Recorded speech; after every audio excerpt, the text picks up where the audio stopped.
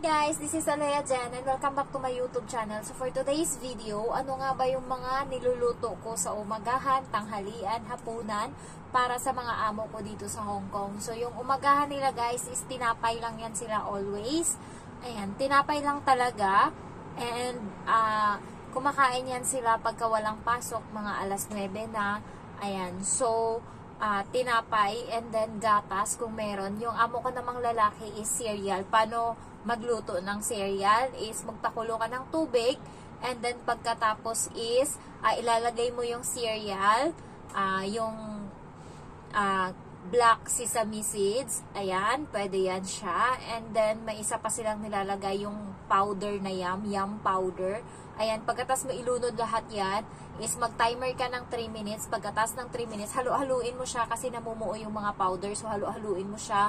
And then, pag lumapot na siya, basta mag-timer ka ng 3 minutes, pagkatas ng 3 minutes, okay na yan. I-serve mo na. Ayan, so ganun magluto. And then, pinapartneran ko siya ng gatas, fresh milk.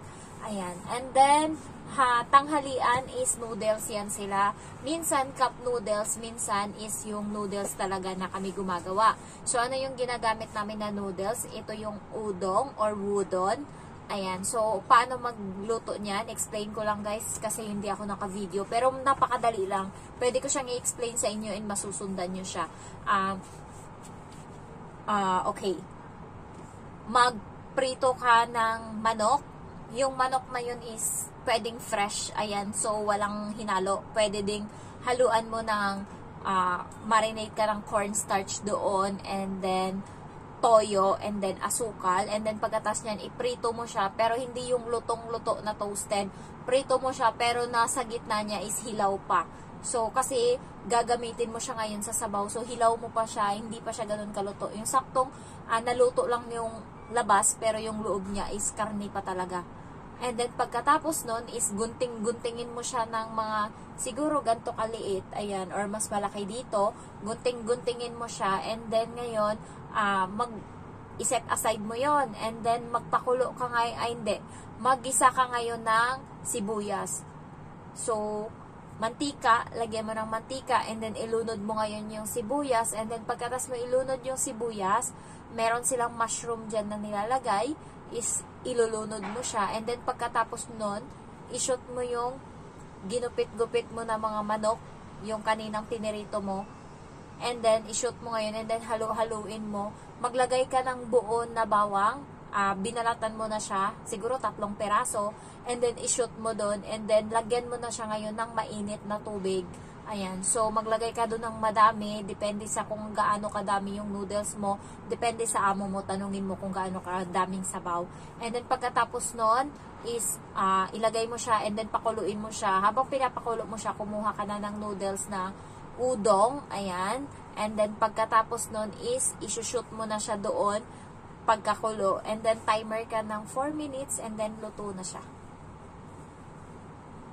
So, ganun lang magluto nun. And then, yung udong is, binibili yan siya and nilalagay sa freezer. So, nakadepende yan sa amo. Pero, in case na makita nyong ganun or inutusan kayo, may idea na kayo kung paano gumawa ng noodles. And then, ayun lang yun guys. And then, isi-serve. Pwede mong lagyan ng asin, konti. Huwag sobrang daming kasi ayaw nila ng maalat. And then, ayun lang. So, noodles minsan kanin. Pero, kanin, and then gulay, and then itlog, and then isang manok na niluto sa oven or steam na manok. So, ganun lang yung ginagawa sa tanghalian. Or kaya, pag yung sa bata naman is binabaon ng bata sa school, niluluto ko is minsan steam na baby corn, steam na kamote, steam na kwa. Yung kwa is parang opo, pero hindi siya opo. Mukha siyang opo guys, pero hindi siya opo. Paano ba yun i-pronounce?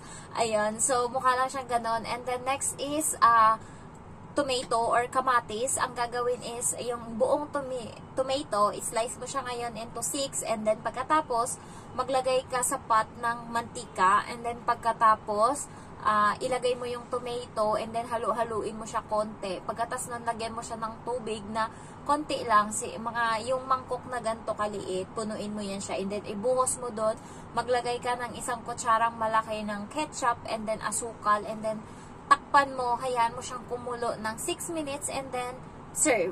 Ayan. So, tanggalin mo yung sabaw, yung tomato lang, yung kamatis lang yung iserve mo ngayon. So, ganun magluto para may lasa lang yung kamatis ng matamis-tamis. Ayan.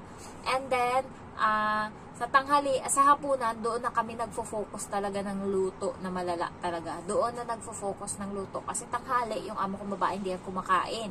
And then, yung bata lang yung hinahainan ko or inaano ko, pinapabaunan ko ng ganun. So, minsan guys, pasta yung niluluto. Substitute kasi dito ng kanin is pasta. Ayan, spaghetti pasta, penny pasta, or ano dyan, fossili, ganon. So, basta kind of pasta or noodles yung ginagawa nila sa tanghali. So, gabi lang talaga sila kumakain ng kanin na madami, and then, doon na talaga kami nagfo-focus ng pagkain. So, doon talaga gumagastos yung amo ko para sa pagkain. Sabaw, guys, ayan yung mga tinuturo ko dyan sa inyo ng mga sabaw-sabaw, and then, kanin, and then, itlog. Kada gabi talaga, meron talagang itlog. Depende kung i-fried ko yan, i-scramble ko, i-steam ko, or i-boil ko. Basta may itlog talaga. And then, next is gulay. Depende sa gulay. Merong chosam, cabbage, and then bok choy. Kahit ano-anong mga gulay dyan as long as may isang gulay talaga sa gabi. And then, isang pinaka ginagastusan talaga is yung pinaka-dish, yung karne. So, yung karne minsan is, ayun nga, ini-steam or niluluto siya, shrimp, ayan, depende kung shrimp, yung karne, ayan, mga ganyan yung mga niluluto namin. So, napapakita naman ko naman sa inyo yung ibang mga niluluto ko dyan ng mga karne. So, dadagdagan ko na lang yan sa sunod pag may mga bagong menu. And, meron kaming lulutuin na tofu eggplant. Tofu with eggplant. Ayan, so iluluto ko yan, ipapakita ko sa inyo. So, yung mostly is sa gabi talaga kumakain ng marami yung mga amo dito. Hindi ko lang alam baliktad. 'Di ba sa Pinas sa gabi hindi tayo masyadong kumakain kasi wala naman tayong ginagawa sa gabi kundi matulog. So, busy yung tiyan natin kaka-digest diyan, baka magkabagungot pa tayo. Pero iba-iba pala talaga ng paniniwala every country. Ayan. So, yung hindi natin kinakain is kinakain nila. Yung kinakain natin, hindi nila kinakain. Ganun. So, hindi sila guys, katulad natin, tayo nagsasawsaw ng suka, kahit suka, toyo. Sila hindi ganun. Wala silang sawsaw-sawsawan dito. And then, mostly, puro sila mga steam. And then, puro sila, konti lang sila guys ng gisa. Hindi nga din sila nagigisa ng bawang, sibuyas. Tayo, di ba partner yan? Sa kanila hindi. Minsan nagigisa lang sila sibuyas o di kaya luya. Yung bawang is konting mga gulay lang yung pinaggagamitan nila yan. And then mostly guys, yung mga sabaw-sabaw nila is yung mga ugat-ugat na mga kahoy-kahoy yan. Ewan ko, lasang-lasa nila yung gustong-gusto nila yan. Siguro pag natikman nila yung nilaga natin, siguro sila. Yung nilaga natin na merong saging, merong kamote na nilagay, merong kung ano-anong anik-anik. Siguro sa sinigang, sa una ayaw nila, pero mostly pagka patuloy nilang kinakain, siguro magugustuhan nila. Pero hindi ko pa sila nilulutuan ng sinigang dito. And, isa din pala na menu nila minsan is piniprito lang yung talong. So, kumakain din sila ng pritong talong. And then, minsan yung scrambled egg, nilalagyan nila yan ng okra. Ayan. So, ganun sila magluto. Okra. And then, ano pa ba yung iba? Madali lang guys matuto ng mga luto nila. Parang 3 minutes lang kahit anong pagkain. Hindi katulad sa atin. Yung manok, yung baboy, papalambutin natin yan ng ilang minutes para maging malambot. Sa kanila dito, hindi. Yung baboy is lulutuin mo lang yan ng 6 minutes. Kasi ang isip nila, pag tinagalan mo pa yan ng luto is magiging matigas na yung baboy. So tayo naman pag matigas and then magiging malambot yan uli. Sa kanila hindi. Pagka matigas yan fresh, tapos niluto, 6 minutes, tanggal. Ganun. Yung beef dito, prito nila high heat. Ayan, ganun sila dito magprito ng baka. Yung, tawag nila nun, yung chop ng baka. Basta, di ba pag baboy, pork chop, hindi ko alam sabihin ko, beef chop, ganun. Sorry. Ayan, so, ano mo siya, lagay ka ng mantika, and then, itodo mo high heat, guys. And then, 3 minutes lang, tapos na yan lutuin. So, ganun lang. Ang ilalagay mo is black pepper, and then salt, and then, yun lang.